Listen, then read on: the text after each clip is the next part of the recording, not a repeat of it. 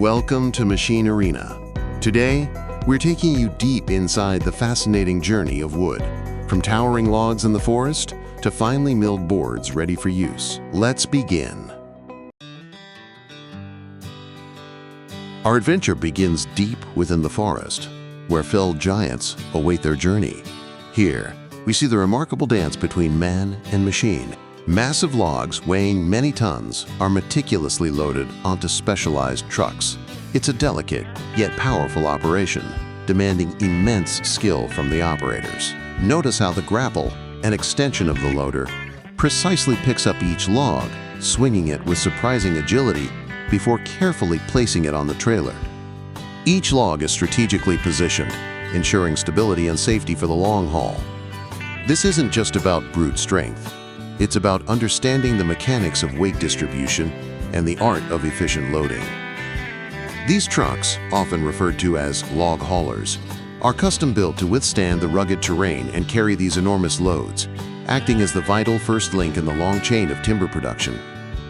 It's a testament to human ingenuity and the sheer power of modern heavy machinery, ensuring that every tree harvested begins its transformation safely and efficiently.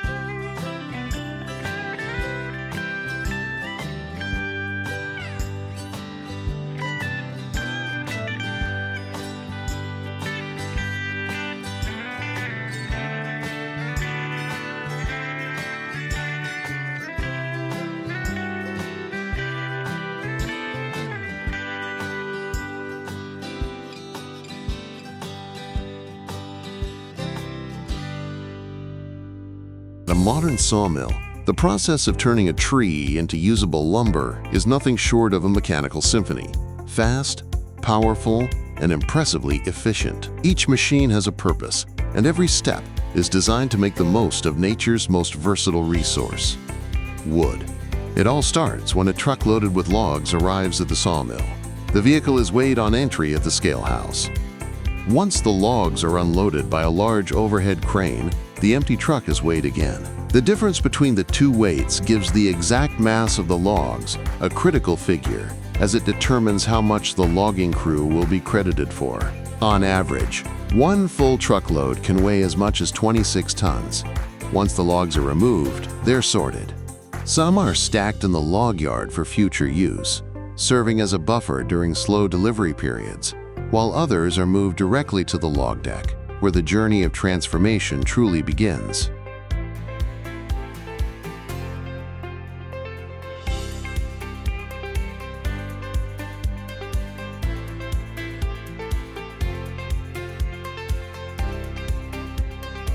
The first stage is debarking. Logs are fed into large debarker machines that strip the bark clean off using high-speed rollers. The bark doesn't go to waste. Instead, it's collected, loaded into trailers, and transported off-site to be used primarily as industrial fuel. Another example of the sawmill's commitment to reducing waste. Next, the freshly debarked log enters the merchandiser, a highly advanced system that uses laser scanning to generate a three-dimensional model of each log. This scan allows the system to determine the best cutting strategy to extract maximum value. Some logs may be cut down into smaller pieces right away, while others that meet specific size and shape requirements might be designated for use as utility poles. Once cut into sections, logs follow one of two primary routes through the sawmill: the carriage saw or the DLI double-length infeed line.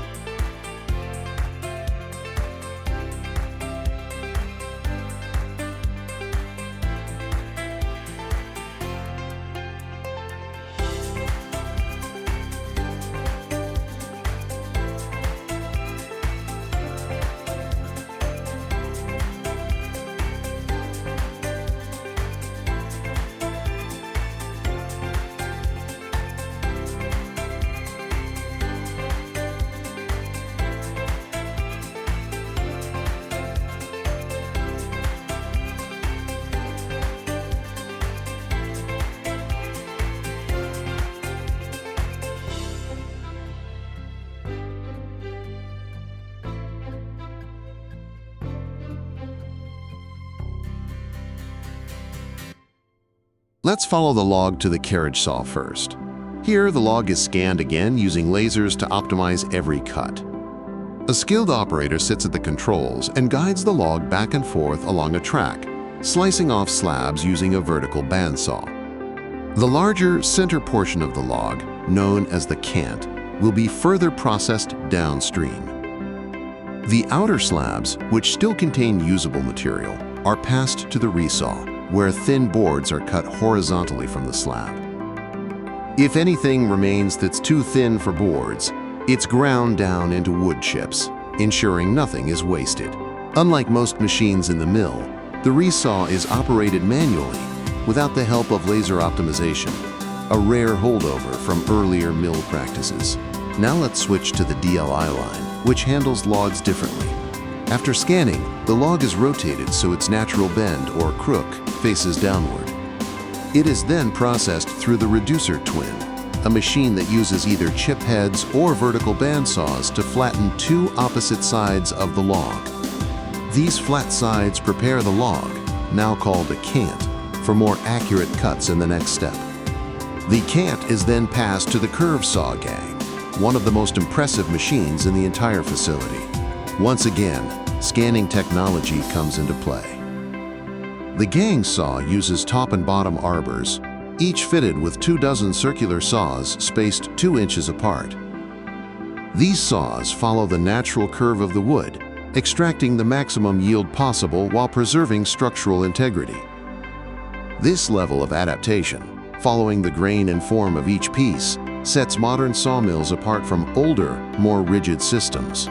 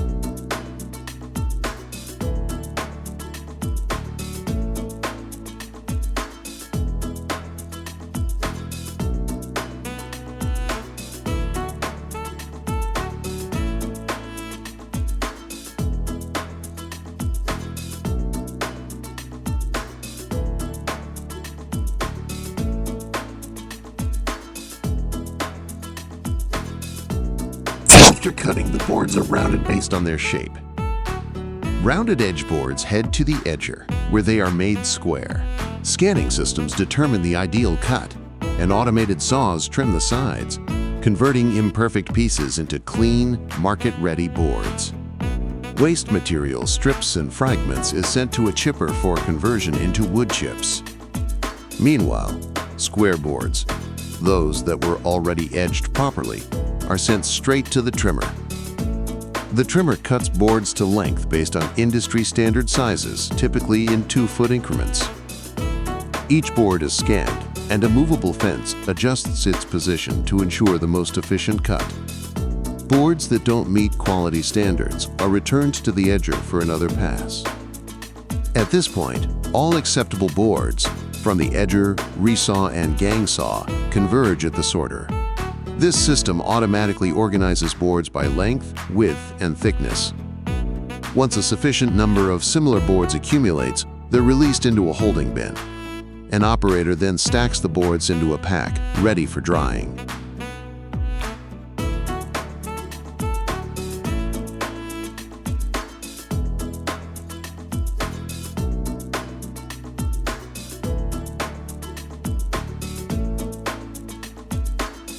The stacker machine lays small wooden spacers, called stickers, between each layer of boards. These stickers are crucial. They create airflow channels so that when the boards are dried in a kiln, heat and air can circulate evenly throughout the pack.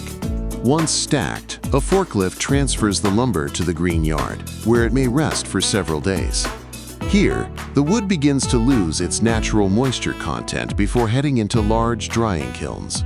This drying process is essential for preventing warping, shrinking, or splitting once the boards are in use. After kiln drying, the boards may go through a final planing stage, where they are smoothed and cut to precise final dimensions.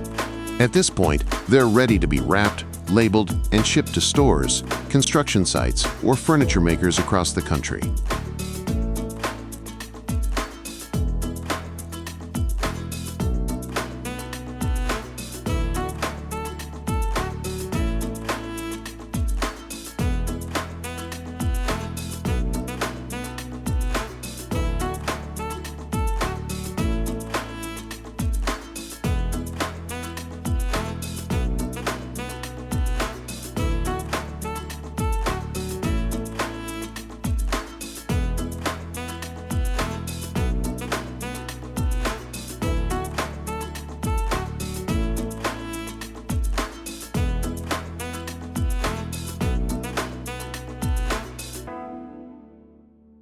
Once loaded, our logs embark on the next leg of their journey.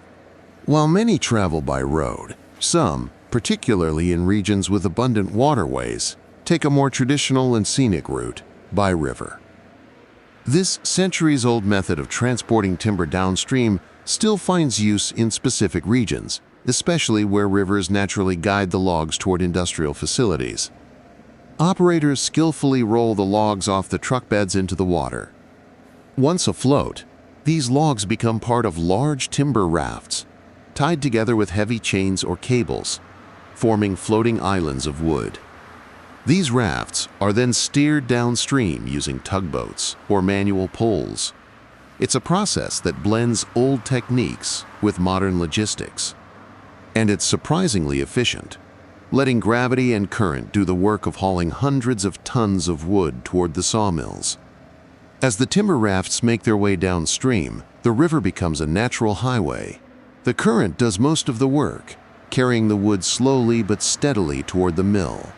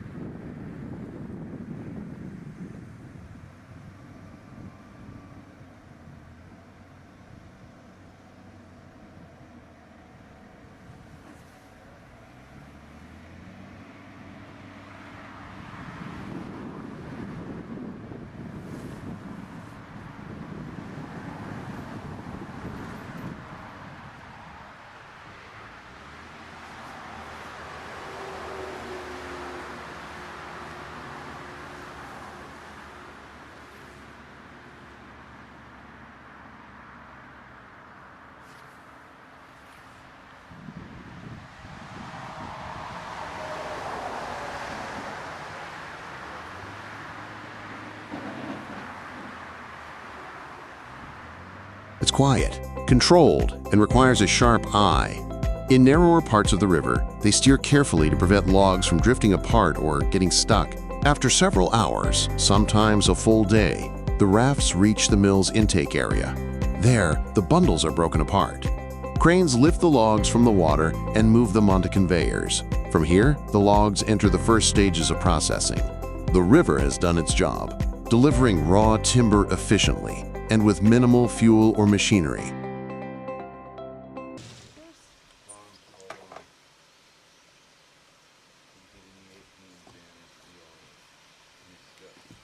To truly appreciate the power of modern mills, we take a look back to the steam-powered sawmills of the past. These were the beating heart of early industry, especially across America's growing frontier towns.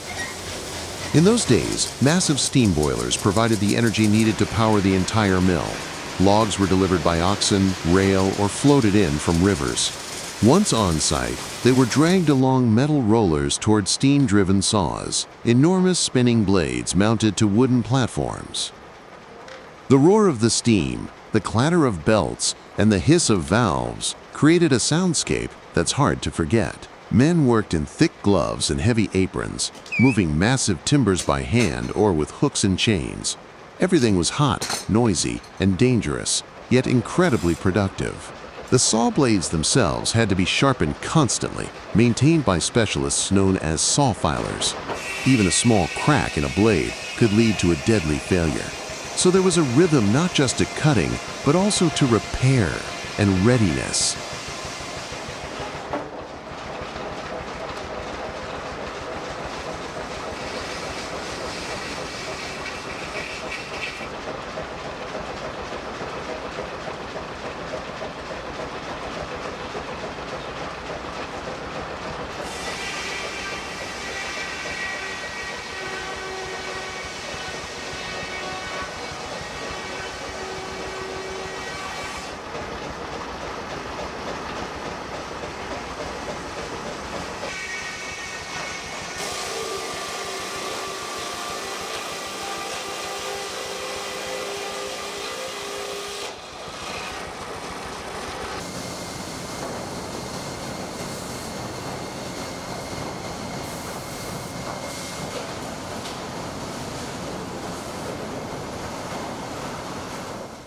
Steam power revolutionized lumber production.